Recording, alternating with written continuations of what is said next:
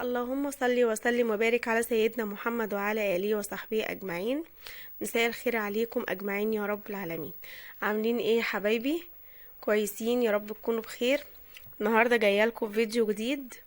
هعمل حاجات بسيطة وتمنها على قد ايدينا كلنا. هعمل أجنحة الفراخ وكبد وقوانص مشويين على الفحم. نيجي بقى نتبل الحاجة بتاعتنا. انتوا عارفين ان انا بتبل من قبلها بيوم، بحب احط الحاجة قبلها بيوم. بس الكبد والقوانص طبعا ممكن تتبليها من اول ما تصحي كده على الظهرية، وبعديها بساعتين 3 تعمليهم عادي خالص.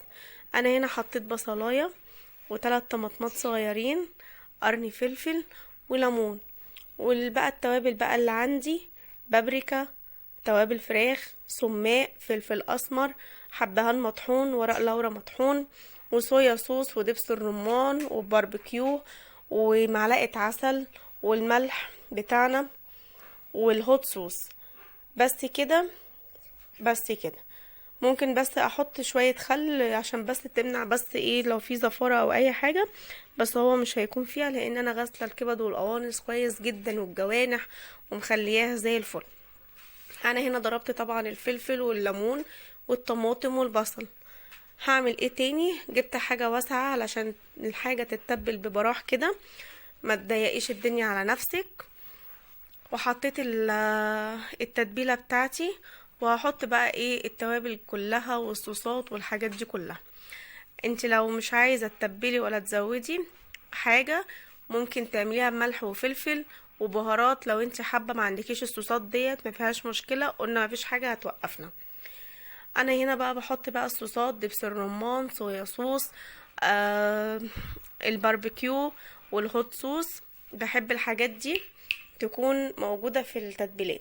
وانا عندي الحبهان بطحنه لوحده، وورق اللورا بطحنه لوحده، بيبقى جميل جدا، مش قادرة اقول لكم على جماله. حطي بقى البهارات بتاعتك والتوابل بتاعتك وتبقى زي الفل ان شاء الله، بنفسك وسمي الله. واعملي اللي انت عايزاه في التتبيله بتاعتك، كل واحده وحسب تتبيلتها. انا بحب اتبل كده، وبحط ده السماق، بيبقى حلو قوي في اي حاجه للفراخ. وطبعا انا جبت لكم النهارده بالفيديو دوت لان طبعا الكبد والقوانص ارخص حاجه، والجوانح الكبد والقوانص على ما اظن ب30. الجوانح انا بشتريهاش، انا الحاجات اللي انا بجيبها ديت بروح مجمعه الكبد والقوانص والجوانح الفراخ اللي انا بجيبها واروح عاملاها. ممكن بس اشتري كبد وقوانص زياده بس من الفرارجي، لكن الجوانح ما بحبش ان انا اكون حطاها في الفراخ، فبعملها لما بكون عايزه اعملها. تبلت كل حاجه، هنزل بقى ايه اتظبط كده ملحي، وانزل بالحاجه بتاعتي كلها، الكبد والقوانص والجوانح، وكله هيبقى تمام التمام. مش هحشي طبعا حاجة لان هي ما فيهاش حشو، الكبد والقوانص ما بتتحشيش اكيد يعني. الجوانح برضو هي بتبقى كده تمام التمام وزي الفل. اتبلها بس كده من بره. عايزة بقى اللي انت تفتحيها لما تيجي تشويها وتحطي فيها بقية الصوص دوت، ما فيهاش اي مشكلة. انا كده خلاص تبلت وقسمت الكبد والقوانص كل حاجة لوحدها والجوانح. طبعا انا بقى هنا كنت ولعت الفحم وحطيت اللي انا اعمل الطماطم المشويه بتاعتي، الصلصه الجميله بتاعتي اللي انا بحبها اكيد وانتوا عارفينها وشفتوها معايا قبل كده في الفيديو بتاع الفراخ المشويه. الكبد والقوانص لما بتتعمل بتبقى تحفه. طبعا القوانص كده بتبقى متحمره ومقرقشه، بتبقى جميله جدا. والكبده بتبقى طبعا مفيده وحلوه وجميله. ارخص حاجة جبناها وعملناها. مش معنى اللي هي ممكن ما اشتريهاش، او ممكن انا اكسر اللي انا اشويها، او ممكن اقول مش هعرف اشويها. لا، هتعرفي. لو ما عندكيش الشبكة ديت ممكن تحطيها في سياخ الشيش وتحطيها على الشبكة، لو انتي خايفة اللي هي تقع منك او حاجة. لو ما عندكيش الشبكة دي خالص ممكن برضو تحطيها على اللي هو السياخ وتظبطيها وتبقى الدنيا تمام التمام، مفيش اي مشكلة. انا جيت هنا اهو هعمل 3 سلطات. هعمل الطحينه وسلطه القوطه وسلطه بابا غنوج. هزود في الطحينه شويه علشان البابا غنوج طبعا. حطيت بقى شويه الخل، شويه شطه، شويه الكمون، شويه الملح بتوعي، وهخليها تربط كده، وبعد كده افكها بالميه المغليه. بتبقى جميله. بصوا مش قادره اقول لكم على البياض بتاعها، بتبقى جميله جدا وقوامها زي الفل. نزلت اهو عليها بالمية المغلية. عايزة انتي تعمليها، في ناس بتحط عليها زبادي وبتبقى برضه حلوة، بس انا صراحة بفضل الطحينة طحينة، مبحطش عليها اضافات اللي هي كده بس. ممكن بس احطها، بصوا بتبقى لونها جميلة ازاي وسمكها تحفة. طبعا اهو البابا غنوج هرسته بهرسة البطاطس وبقى زي الفل اهو. هنزل عليه بشوية طحينة من اللي انا عاملاها دي، وهحط عليه شوية الخضرة وهيبقى تمام التمام. ما تكسليش، اعملي اللي انت عايزاه. عايزة تشوي جوانح بس تشويها، كبد بس تمام، فراق اللي انت عايزة تعمليه اعمليه، مفيش حاجة ان شاء الله هتوقفي. حطيت بس شوية كمون زيادة، شوية شطة زيادة، وشوية الملح بتوعي، وشوية البقدونس، وهقلب وهبقى كده خلصت سلطة البابا غنوج.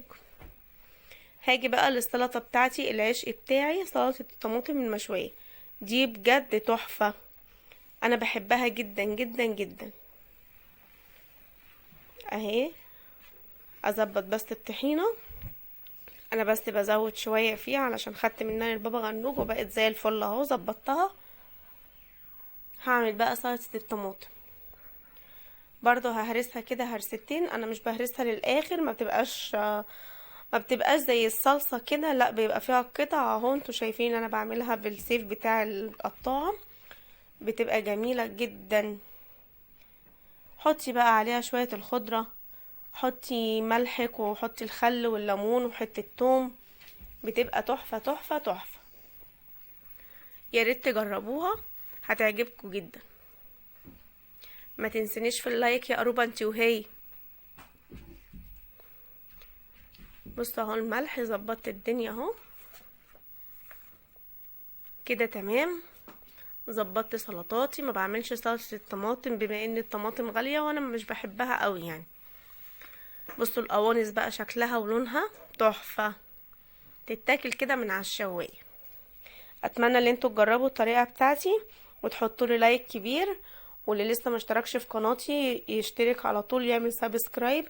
هتلاقي عندكم كده حاجه مكتوب عليها اشتراك، دوسي عليها وجنبها كده جرس صغنون دوسي عليه وهيطلع لك مربع، هيطلع لك جرس كده ليه واتنين ودان كده، دوسي عليه علشان كل ما يجي انزل فيديو يجيلك ان شاء الله على طول. كده كانت اخر حاجة والحمد لله، وكان غدانا بسيط وسهل وزي الفل، وكان طعمه جميل جدا جدا جدا. ما تنسينيش في اللايك والشير والسبسكرايب. بصوا الجمال، بصوا بقى الكبدة مستوية ازاي تحفة، ولا فيها دم ولا. بصوا القوانص مقرقشة وجميلة ومحمرة وزي الفل. اتمنى ان الفيديو يكون عجبكم. باي.